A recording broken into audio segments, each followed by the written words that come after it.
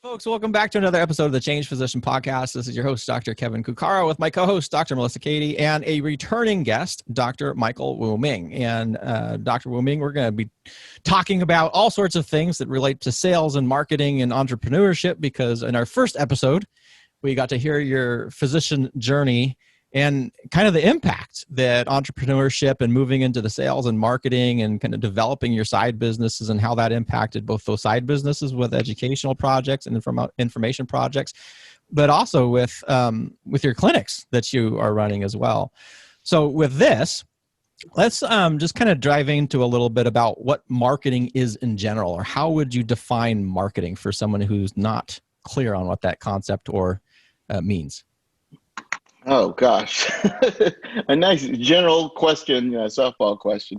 Well, I think most people know what marketing is, but there are different types of marketing. Basically, it's a way of communication where you can get somebody to know more about what you have to offer, in most cases, your business, your products and services.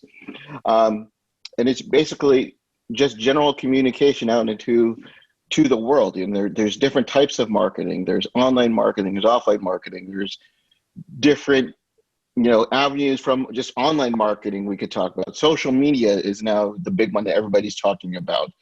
I think the one thing that I want to share with your audience is the importance of marketing. We probably all have heard the phrase that, if you want to make money, you need to spend money, right? And usually the way that comes down to is in terms of marketing.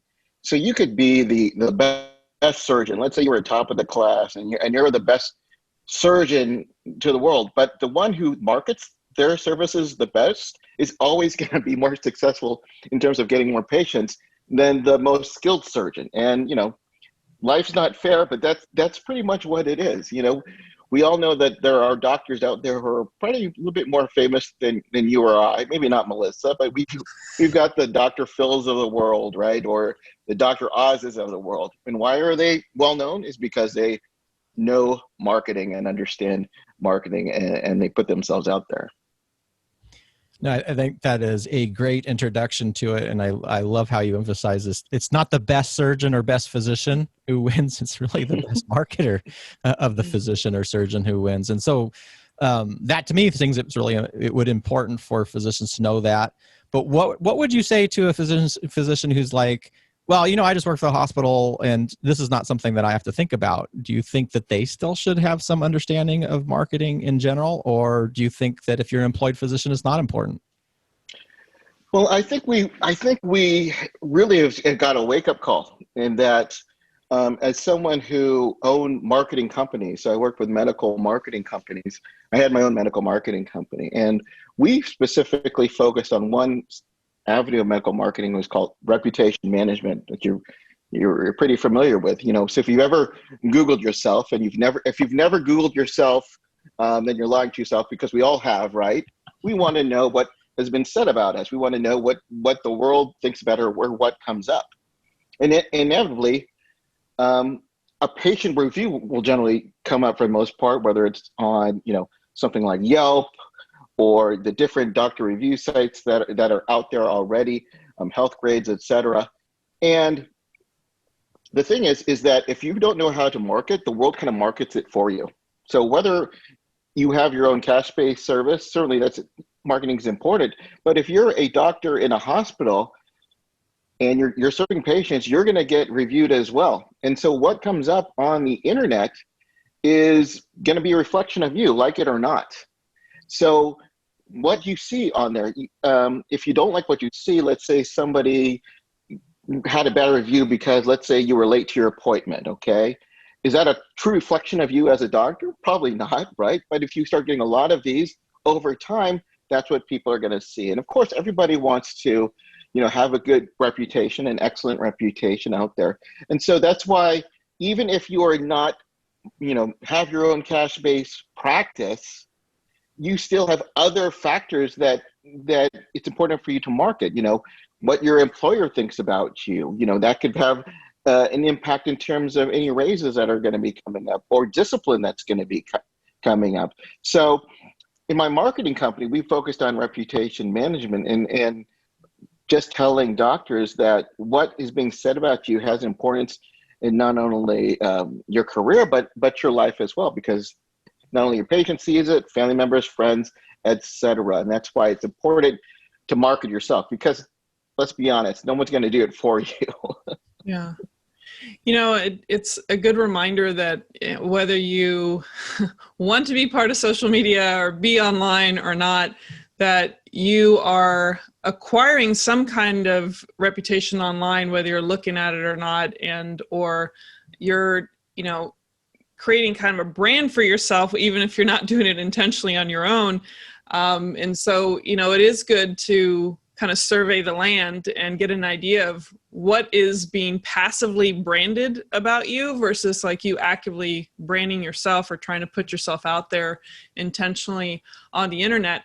I guess kind of a little bit of a tangent. If people are finding that there's stuff that it really doesn't resonate with their real character, or with, maybe an angry patient for some unrelated hospital bill that has nothing to do with the physician and whatnot, is there, are there services, and I know they're out there, but have you found that you've had to direct physicians to places where they can kind of scrub the internet, so to speak, so they can clear that, or you find that it's pretty difficult for physicians to do that? Well, that's one of the reasons why I'm not actively doing this. So we used to do this, we're talking 10 years ago, and it was a lot easier. There's things that are known as like, reverse search engines, going in and pushing down bad results on the internet. Now, it was a lot easier back then. It's much more difficult. And certainly you'll find some companies who say that they can do it, and maybe they can, but I do know it's very, very difficult. I remember getting a call from a doctor who said, "Hey, I've got some really bad stuff on the internet. Can you push it down?" And he told us a little bit what it's all about. But then when I'm looking at he's going to be indicted for some bad things, like in a few months, there's only so much that I'm going to be able to do here. Right. So. Yeah, there are certainly different companies out there. Obviously, and this is probably a cop-out, don't put yourself in positions where you're going to have really bad stuff on the internet for the first place. And that makes it a lot easier. But, but there are some simple things. It's if you find something that, let's say there's a YouTube video about you that's not getting a lot of, traffic, you can put other types of videos that kind of push that stuff down. When you get that your name is in like, the USA Today or the Wall Street Journal, these sites have got big traffic sites, that's a little bit more difficult to push down. And that's a good point though, because the key for preventing a bad message is not to do the stuff that would be associated with a bad message in the first place, right? I love that. Don't do things that are going to get indicted. But I think for the vast majority of physicians, you kind of worry about a bad physician review. And so what I'm kind of hearing you say is in the past, it was a little bit easier to kind of push that stuff down. But I'm kind of wondering, with the age of kind of internet on our fingertips and social media as a marketing tool, and as Melissa kind of talked about, each of us is an individual brand in of ourselves, that nobody else other than ourselves is going to be, the hospital doesn't necessarily care about you. The hospital cares about the hospital, but the physician, if you care about your reputation and your career, you kind of have to have at least a little bit of awareness there. So it would seem to me that marketing could be a tool to not necessarily fight off, but to drown out those bad reviews. Because if you saw, I have one or two bad reviews, then you could market to your patients for good reviews, and ask them. And people may not think of that as a type of marketing, but approaching your patients and asking for good testimonials and asking for reviews would be, to me, another type of marketing. What do you think about that? Oh, for sure. I mean, just as our definition, it's a way of communication, whether it's you are producing the content yourself, and I'm lumping in reviews as under content, or someone else is doing it. It's all going to be helpful. And here's the thing.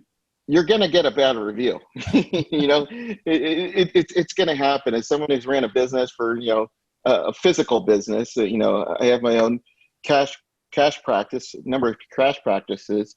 You know, it's going to be very difficult for you to get 300 5-star reviews. And I've seen patients who say, you know, I actually don't trust those reviews because those are often fake or artificially generated.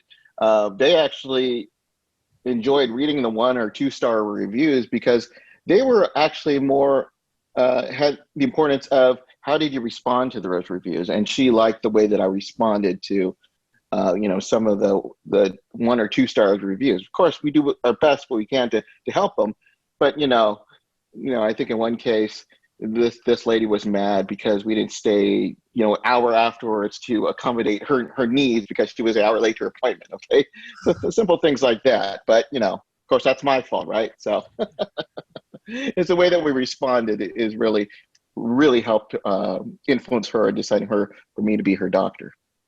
Yeah, I think that kind of. Oh, go ahead. I was going to say, so then as basic steps, then let's just, because I'm kind of thinking on this a bunch of different levels, but if you're an individual physician in practice, maybe in an employed model, what would be the first steps that you would recommend for them to kind of have a marketing mindset about themselves as, you know, me, the doctor, my own business, even though I'm an employed model? What would you think the first step for them would be?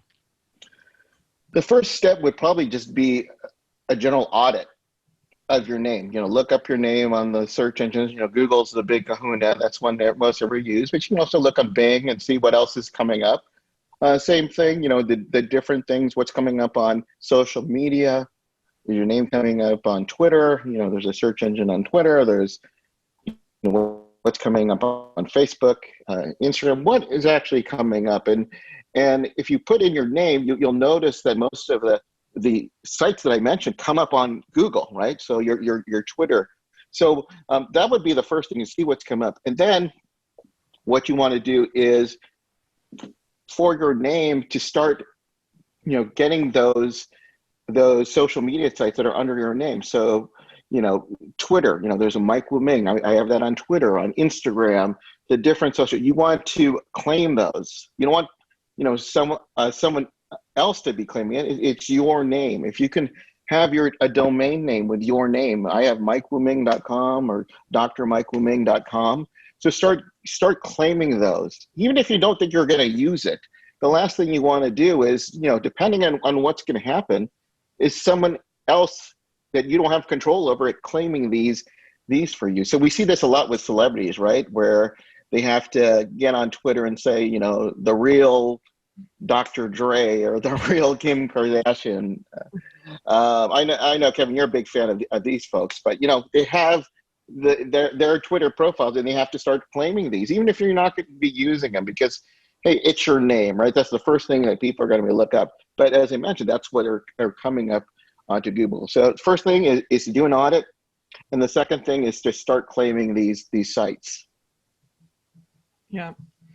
You know, I was thinking earlier when you were talking about how you responded to, you know, maybe the 1 stars or 2 stars. It really, I think, reinforces the idea about good communication and not the silence, not the, you know,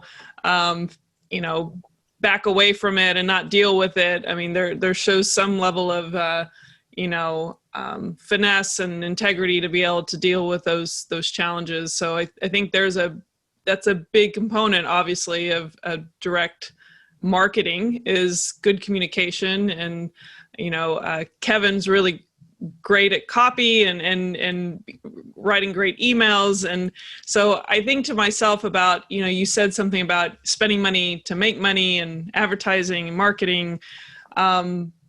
But wouldn't you say something that I find physicians I've talked to that are trying to figure out how to market to their region to get more patients, I don't think they realize just how just giving value based on just educating maybe on the things that you repeat over and over and over and over and over again, that you create little snippets, whether it's in emails or little videos.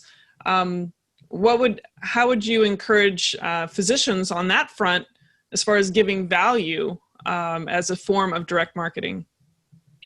Yeah, that's a good question. There's one thing I want to address though before I get into it. I like what you said about addressing giving value back to the patients, because as someone who's worked with I had in my marketing company, I had over 150 accounts, so 150 doctors that me and my staff had to deal with, and them communicating nicely to the patient usually wasn't their first initial step.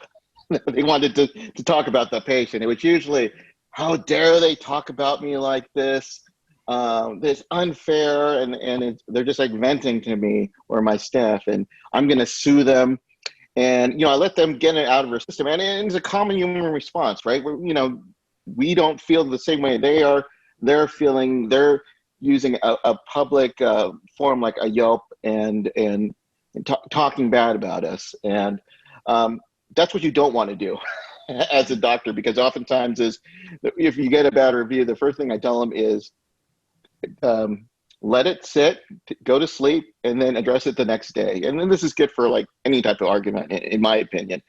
But we get angry, we don't like the review. So, but that's a common problem that I often see with doctors is we get angry, and that can often like make it 10 times worse, because then they'll respond and communicate in a not so nice direction that just opens up the floodgates, right? But back to your question about using different marketing. So was it more about, it was your question about how to use different types of video or different types of email, or how does direct marketing correspond to that? Like, how would you value that? Like, how important would you think that is for physicians or clinicians to do that for potential clients or their current clients or whatever? But I think it is 100%. Can you hear me? Yep. Okay. 100% true. And we can talk about the direct marketing, because I know Kevin really wants to get into this, but the classic way that direct marketing or direct marketing uses is copywriting, which is just a way of communication, using written communication to help, I'll use the word persuade people in the right direction. I actually had written something on that. Actually, I don't have it with me, but it was basically the definition of using copywriting to help influence, persuade writing to inspire people to take action. I think that was the best definition that I can get, and hopefully, in this case, action for them to become a patient of ours. And one thing that I've learned in using direct marketing is the importance of copywriting, and usually that comes in the form of a letter. And the reason why this is so important is because back in the day, before there was a time, I tell my kids this, there was a time before we had internet, he doesn't believe me, but where we used to communicate through what's known as the U.S. Postal Service, right? So they would have businesses back in the day where they would write letters to prospects, and we still get it these days. We'll get something, let's say from, I'll get something, and I hate to throw out this word, but like the AMA or something like that, and it's a letter. We get letter right now. We're in the political time of year, right? So we're getting all of these asking for donations from these different politicians. They come in the form of a letter, and the reason why that's important is because when you get a letter, what do we think of when we're getting a letter? It's like,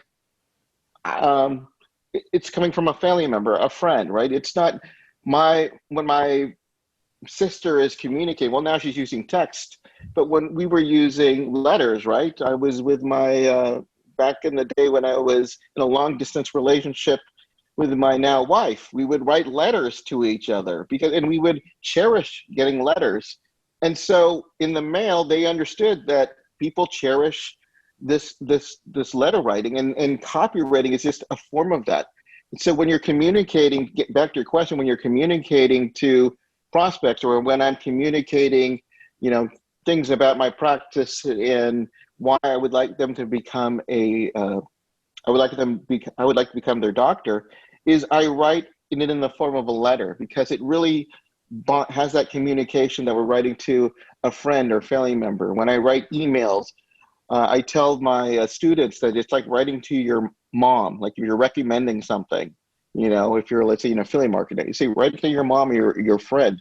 You're not hitting them over the head with, buy now and click this and using all these kind of crazy tactics. It starts with just communicating in what we've learned as a kid, right? Writing letters to Santa Claus. I'm getting this is nice. This call is getting a nice friendly feeling here. I'm getting this little thinking about Santa Claus and politics. I don't know, but it is an important skill to have, for sure. And I do think that gets kind of lost in the shuffle when through medical school training and everything else, because we do have so much professional communication and you have charting and all these things. And I think people forget, though, when you're communicating, whether it's writing verbally, in the visit, through your marketing, it has to be personable. You can be professional and personable, but the best communication, if you're trying to move someone, is personal communication. And I do think sometimes as physicians, we tend to lose that because we think, well, we have to say, what they call them, the 25-cent words and the 50-cent words and make it super, super hard. And that's how to demonstrate my gravitas as a physician. This will demonstrate my professionality. But if you're not personable in writing it in such a way that your patients can understand you, that entire communication has now become pretty worthless in a lot of ways, shape, or form. So I loved how you kind of brought up that person, being able to write to your mom with your. Well, yeah. Well, Kevin, if my mom's asking me how I'm doing, do you think I'm going to put it in the form of a soap note? How you doing, son? Well, subjectively, I'm feeling a little bit tired for the last 3 days, a little fatigued. Probably not. I've been suffering from dyspnea from all the smoke from the fires that are coming nearby. That's right. It's giving me palpitations, and I haven't been eating. But my board has been going crazy. Like whatever. We're cool. Right. So true. Well, you got to appeal to the emotion. I mean, as I say, the elephant. I mean, you got to appeal to people's.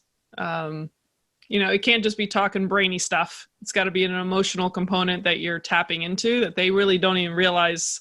It's kind of, I don't want to call it covert, but it's just, you're appealing to the things that can actually move them. Right. And another thing that my mentor would teach me, this may sound kind of cliche to some extent, but most people are bored. Mm-hmm. It's not just from COVID, but in general, when you're getting an email, what's going to draw your attention? And that's something when we talk about copywriting.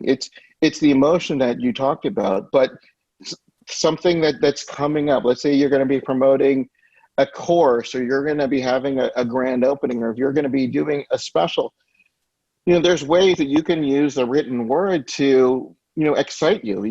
There's a book out there, I think it's called Words That Sell. It's a book that I had for years, and it just goes over different ways that different words can elicit excitement, elicit an emotion, and that's a skill that I've used in copywriting, not only in my medical businesses but my non-medical businesses as well, because it's universal.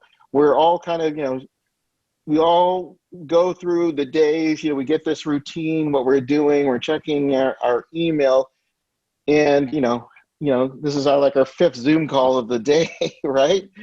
But if there's something out there that maybe can brighten somebody's day, read an email. Oh, look, there's something that's going on. If you can have that skill to, again, using that definition is influence them to take some type of action. Copywriting is an easy way of learning how to do it. Now, it's not easy to master, but it can certainly put you in the right direction. And I'm thinking about that again from kind of all the little things that we've talked about so far. We've talked about the fact that you could be the best at whatever it is, but if you're not, people aren't aware that you're the best, which the only way that occurs is through some sort of marketing, then it's not going to matter, really. And then Melissa had commented earlier about value. And then how do we, demonstrating value is also a form of marketing, because if you're known for producing good results, again, people have to be aware of those good results. And so they have to be talking about your good results. That's a form of marketing. But then I'm going back to the employed physician who may be thinking, well, I still don't see why this is important to me. But we've also talked about reputation management. And so I think back whenever anybody goes to get an appointment, and particularly if you're with a large healthcare system, they almost always send you some form letter afterward asking you for something like, would you rate this visit? Blah, blah, blah, blah, blah. And I read those and they just make me cringe because they're so badly written and they're just so horrendous. They're almost, the only way you want to fill them out is if you're so mad at your doctor. That's, you'll fill out those press canny things. But I'm thinking, like, if you're in your own practice, one thing that you may consider doing is simply writing a friendly letter to your patient saying, I hope that you enjoyed your visit with me today. I hope that you found value. You got the things that you needed out of this. If you wouldn't mind, I would love a referral, or you could rate us on blah, blah, blah website. And that would be a really simple thing. That would be a really easy to start marketing tool that any physician can do, because now you're at least taking control of your reputation and you're increasing awareness of that reputation by doing a basic follow-up letter that you could even hand out at the end of the appointment. So I think this is a really important topic no matter where you practice. To understand this communication, the importance of good communication. We're going to call that marketing, but it's really good communication is just super key. Yeah, and just to use the example that you gave, and just as someone who owns my own practice, we don't have a big marketing budget, but I used a little bit of copywriting to get them to turn in the reviews. So what you gave was you said you're bored, rate us for 5 stars. There's no incentive. And one of the things that's kind of the cornerstone, right, in copywriting we learned, it's always about WIIFM. What's in it for me? So what I wrote in my little email, just a few sentences, is I wanted them to know what's in it for them. And one of the reasons that I say, hey, thank you for this visit. We loved having you here. If you wouldn't mind, we're a small business. We don't have a large marketing budget. Our business grows just from word of mouth. If you had a great experience, would you mind sharing it with others? And the reason why it's what's in it for them is that keeps our costs low, because I'm not spending thousands of dollars on, big billboard ads, right? I'm using word of mouth. So we talked about, Melissa, about just communication. It's bringing them back to this level. I'm not some big CEO telling you that, just fill this out, and I'm giving them an incentive. They're saying, hey, yeah, that's right. And they're not going to raise my rates. They're very affordable. I'll do this. It's going to help them. And it's something where, yeah, this makes sense. So I think we got I don't have the measurements, but I think we get a little bit more reviews than the average person just by using a little bit of copywriting to give them incentive to fill those forms out. Yeah, I like that sense of showing that you care enough about the experience, and it's that whole know, like, and trust you kind of response that you tailor it in a way that shows that you do care about how they experience their visit or whatever your services are. And there is a sense of, people wanting to do good or do good, do well by you, and help that out. As we know, word of mouth is pretty powerful when it gets magnified. So I think that trusting you and showing that you care makes them feel like maybe they can trust you a little more. Just giving them some transparency.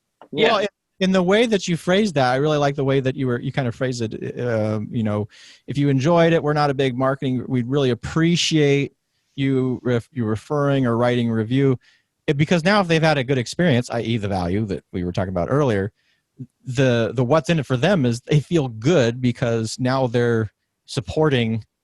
I'm supporting you. It's almost as you're offering from a place of vulnerability, saying I could really use your help. and people do like to help others, particularly if they like them. So I just really like that phrase that you were using in there. Yeah, I mean, again, another thing that we learned in marketing, people in general want to belong to something that's um, with a cause that's greater than themselves, right? We will always want to, whether it's being spirituality, whether it's an organization that we admire, a movement, whatsoever. Most in general, we're tribal. We want to belong and feel that our voice is going to the greater good. Yeah. I think that even highlights this sense of meaning. When you're writing something, giving people that sense of meaning, but also you kind of alluded to it earlier in this sense of maybe a sense of urgency, like this something coming up, giving them a date, giving them, anytime you see something that's novel from an email versus like the typical routine stuff, or there's a sense of a deadline or a date or a challenge or something of those things seem to draw people. Yeah, we call those triggers, psychological triggers. Others might have some other definitions of it. Some might think they're like, sleazy tactics. But the reason why is, urgency, scarcity, those things work. Yeah. And that always makes me laugh because I always go back before I even knew anything about marketing. I remember I was listening to an interview and the guy in this interview was a business podcast, said at some point you just have to write the copy. And I wrote it down in my little journal and I had the little box like check into it because I was like, what the hell does this even mean? Like, write the copy. Because my exposure, like I think a lot of people of us, is we think about sales and we think about marketing as your kind of sleazy used car salesman or whatever, but it permeates everything. And when people say, well, these may be, these little triggers won't work on me. I'm like, okay, so you never, Black Friday sales don't work for you? You never look for Amazon Day? Those are all, psychological triggers that large companies are using. And and I think some of the best marketing out there that is the stuff that you're not even aware of because you're already acting on it. Yep. And it's so fascinating the world of marketing and the importance of it and the importance of good communication. So I'm curious, Kevin. So like, I don't know how you felt. But once I understood marketing and specifically copywriting, it almost was like The Matrix to me. If you remember the movie The Matrix, they find out that there's a whole different world, and you think the world is this way, and then you realize that copywriting is not something that somebody cooked up 5 years ago. It's been around for hundreds of years, right? Mm-hmm. And these same types of things that even where we're seeing on the internet, probably not as prevalent as it was, but back, in let's say early 2000s, a lot of ways that people were getting you to purchase products online outside of Amazon or eBay was these long form sales letters. And they were basically just the modern equivalent of these letters that I had mentioned earlier in the interview, that we would get in the mail. This like, dear so-and-so, and you would have a headline, a sub-headline, and then these little triggers in this long sales letter. I know we've all seen them, but the reason why they were so prevalent is because they worked. Because people would read these letters, and then at the end, they see the PS and they say, oh, I'm going to go in, I'm going to order it. I know I bought stuff from it. But those same type of sales letters are still prevalent today, except they may be in the form of like a video. Mm-hmm. So, and I know we'll get into this, but there's another big foundations in copywriting is AIDA or AIDA, which is the format is that all of these types of ways that we sell goes in the form of AIDA, or attention, interest, desire, action. And the sales letters have it the same way, the videos have it the same way, and it follows that format. And we can talk more about that if you like, but they haven't gone away. If you've ever been on an infomercial, have you ever watched an infomercial, which we all have, it follows that same format: attention, interest, desire, action. Yeah, I think that might be a good one to finish on, Kevin. If you want to talk deeper into that, or what do you think, Kevin? No, well, return to the Matrix moment, it totally was a Matrix moment. I mean, it absolutely blew my mind when you have a question. Well, what does it mean to write the copy? And then you start pulling it up. Holy crap! It was amazing.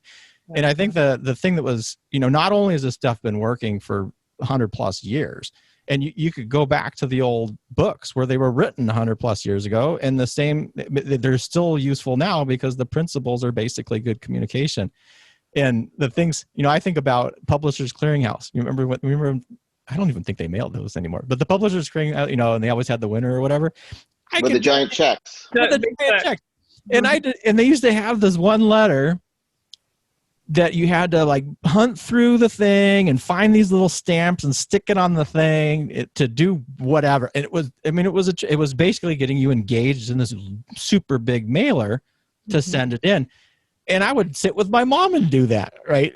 And it was like, we're gonna win, and we hunted all these things, and it was, people, well, that's sleazy. Well, I actually have fond memories of doing that with my mother, and we did win a ruby crystal pendant. It was probably worth about $2 Whoa. cents. Yeah, we did. We're big winners. But it's amazing. And the other part about that, though, from this kind of Matrix moment, is if you even look at if you're a physician and you're thinking persuasion and marketing and copywriting, we have nothing to do with it. Well, motivational interviewing is a huge part of practices now because we've recognized that information doesn't change behavior. And I'd love to hear you, Mike, but the first time I started looking at motivational interviewing, I was like, this is sales. These guys, they're basically taking good sales techniques, which sales kind of comes off of the marketing arm when you're looking at action. I was like, this is basically a sales approach. So it's everywhere, Lots of psychology. Well, yeah, I mean, again, not going back to this AIDA thing, but so basically A is attention, right? So if you're trying to get people's attention, the first one is attention. And so in these sales letters, just as in like doing an interview, you have to get their attention. Usually it's in the form of a headline. You'll see a headline. So if I'm having a conference that I'm want physicians to go to, I'll say, hey, physicians, here is this is probably, how would you like to come to a conference where you can learn more about creating passive income for yourself, which will give you more time for your family and friends, and finally become the boss that you've always dreamed of. Probably horrible. This is a headline, but that's what you're doing. You're trying to give them attention, meaning that there is a specific group out there that you're trying to reach. And the I is the interest. Why do they want to know this? Well, I just gave you reasons why you want to get more passive income. You're gonna be home more. You're gonna be home with your kids. We're talking about different benefits. So I can see the same thing when you're using this type, when you're talking about interviewing. Why would they want to, when you're interviewing somebody, you want to get their attention. You want to show them this is why, I'm interested in helping you. I see what you've got a problem I can help you with. And the interest is because I've done something similar. So let's say if I'm having this conference on passive income, I've built passive income and I tell them about my story. So when I'm talking and I'm interviewing, I want to learn more. I'm a doctor and I've had patients who I've treated very similarly. I want to know if this is going to be right for you. And then the D is desire and the action. And we talk about this is why you want to quit smoking for our patient. This is why you want to attend my conference. And A is the action. This is why I want you to attend. I want you to have a call of action. I want you to come to my conference. In the same spirit, I want you to fill in this prescription, or I want you to see this. I want you to do this type of treatment. It's not all comparing apples to apples, but it's the same thing with psychology. We're just using communication to persuade people. I did a talk on sales for physicians. I say, if you think of sales as just another form of persuasion, or just if you want to take it one step further, another form of helping, it doesn't feel as sleazy. People are saying, I don't want to be into sales. Well, think of it as a form of persuasion. Do you want to help more people? You can use marketing, you can use these tactics and copywriting to help persuade more people. Now, whether you decide to use this for good versus evil, that's up to you. But the reason why is because they work. I guess to one extent, where you see like, why are cults? Why do cults exist? Because that's the taking persuasion to the nth degree, where people, against their will, they're using persuasion, but they use some of these tactics that we talk about.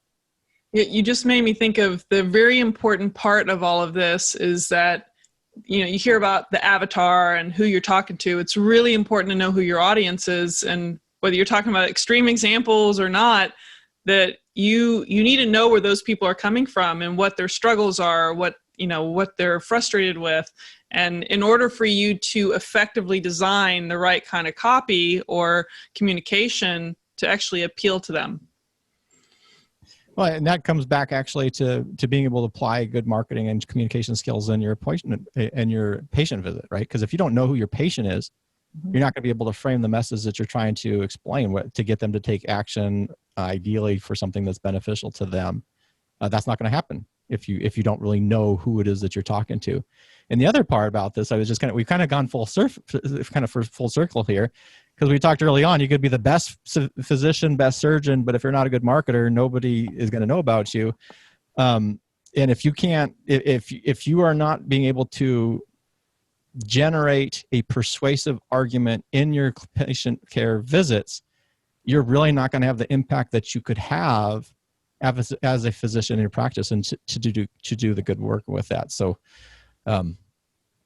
I think everybody needs to learn about a little marketing here. I think Melissa hit on the head.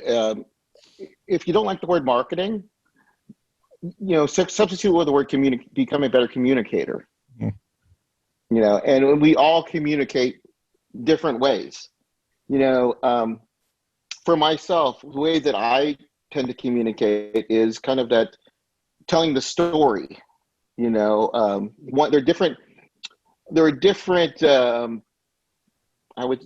For lack of a better term, like genres in marketing, or I guess memes might be a more modern word.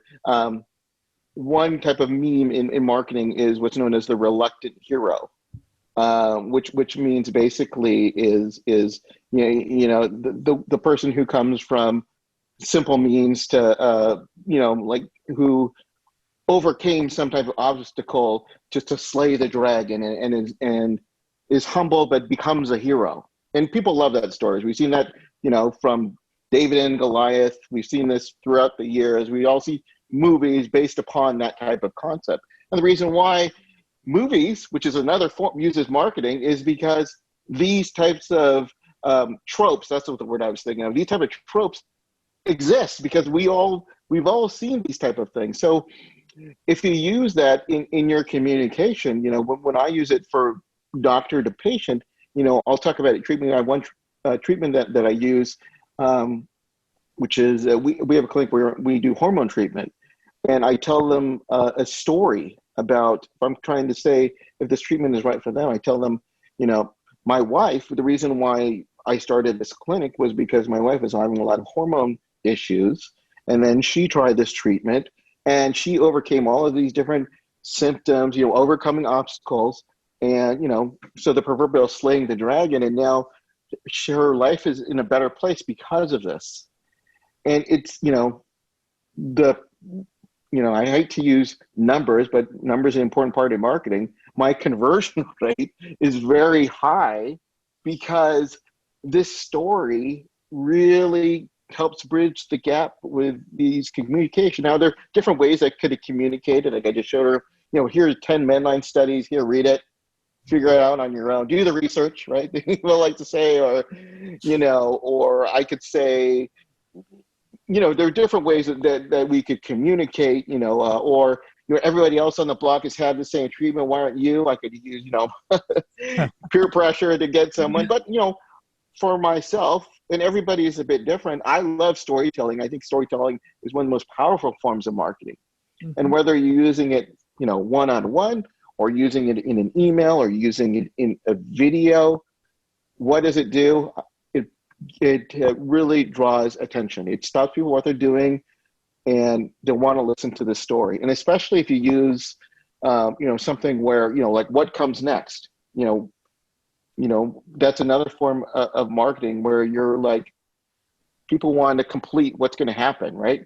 This is why we binge episodes on Netflix, right? For those who have it, which is about everybody.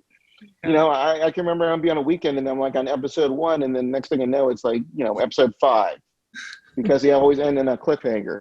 Well, that's another form of communication marketing, right? We're trying to fill in. We want to know what happens to our hero. We want to know what's going to happen. So again, I'm kind of going off in a tangent, but this is where marketing, and Kevin is laughing. I just got this picture of doing that in a patient care visit, right? So you end them on a cliffhanger, and then next time we'll reveal your results when you come back. Well, they do that, right? No, it's just they also they do that on the 11 o'clock news, right? These are this common household item that's in your pantry right now. Studies have shown can cause cancer. Yeah. What is it? We'll tell you at 11 o'clock tonight. Elicit fear. Yeah. That's right, which is another form of psychological trigger. Yes, most definitely. Kevin, any other questions? No, I think we could talk about this for hours, at least. I'd love to talk about it for hours. It's interesting, but thank you very much, Mike, for coming on. I really appreciate your expertise in this important, really an important topic for physicians to be more aware of. And I think we've covered this whole gamut from reputation management to referrals in your practice to getting those 5-star reviews or just responding adequately to 1-star reviews. And in this day and age, I think we are all, the business of you as the individual physician is absolutely critical, because it's not going to go away. And I can just see this amplifying. So thank you for coming on and giving us some hints and strategies when it comes to some basic marketing for physicians out there. Yeah. Again, thanks you guys for having me. And again, I know there's some doctors who are watching this or listening to this who say, I kind of get it, but I don't know it's something that's going to be important to me. I would invite them next time that they check their mail to see how they're being marketed to. When you get a letter from that organization that they want you to join for $79 a year, look at the advertising that you're getting. Oftentimes you'll find it in the form of a letter, and then you'll find out, hey, this is what they were talking about. I'm being marketed to. It's not going to make you a better physician. I think it's going to make you more an educated individual, because you can see how powerful that these forms of persuasion can be. So just something to take a look at. And again, it's like the Matrix. I mean, it was like, oh my goodness. I thought my university was on the up and up. Look, they're trying to get me to donate more money. How are they doing it? They're using marketing. Yeah. I love that, and thank you again. I think if you're reading those things, even when I'm looking at an email or I'm triggered to maybe go buy something, I actually sometimes think, okay, why is it I'm being triggered right now? What is it? Is it I just want a good deal? Yeah. Like I just love the idea of a good deal, and or don't want to miss out. Just it's good for people to reflect on that, and I encourage the listeners to be more mindful of how they're impacted by the words that they're reading or that they're hearing from people. So thank you again. For those of you out there, this is the Change Physician Podcast. I'm your host, Dr. Melissa Cady, with my co-host, Dr. Kevin Cuccaro, and our awesome returning guest, Dr. Michael Woo-Ming. We'll see you next time. Take care, folks. Thanks.